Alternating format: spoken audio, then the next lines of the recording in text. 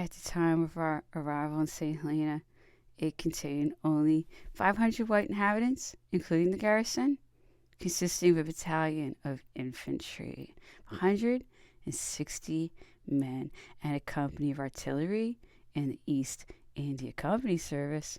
The number of slaves was about 300. In 1821, the population consisted of about 800 whites, 300 Negroes, and 100,800 Chinese or Lascars. Included in this number, 900 Chinese imported for the special service of Longwood.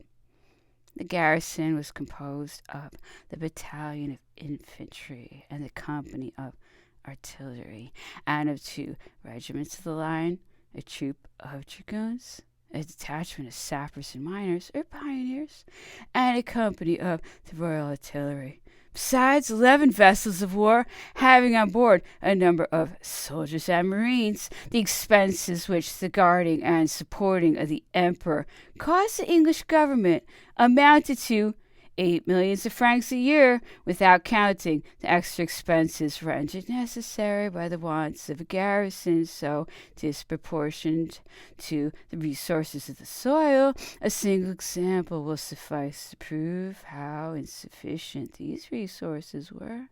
The garrison received rations for more than a year, precisely as if on board a ship, and the quantity of water allowed for our consumption at Longwood was regulated with so much parsimony that the emperor was obliged to give up taking a bath every day, until Sir Hudson Lowe had succeeded in causing to be constructed on Diana's Peak a gigantic cistern, after the model of that at Gibraltar, in order, during the rainy season, to collect a sufficient quantity of water for the consumption of the inhabitants of Longwood. We were sure that this reservoir had cost an enormous sum of money. At any rate, it was of great use, and has completely changed the condition of the island. A fleet canal lay in a supply of water at St. Helena before the works undertaken by Sir Hudson Lowe. This could only be done by isolated vessels, and even then with the loss of a great deal of time. The same is the case with regard to facilities of communication.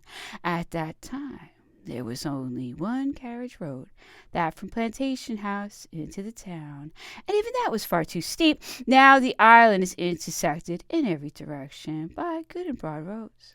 It is true that at the time of our arrival in the island, carriages were almost unknown. There was only one, belonging to the governor, and it was drawn by oxen. We left behind us at Longwood 2 calaches, and if all the carriages which, during part of our residence there, were to be met with upon the roads leading to Plantation House, to Longwood, and to the outworks, are still in the island, there is certainly more than 20 in all.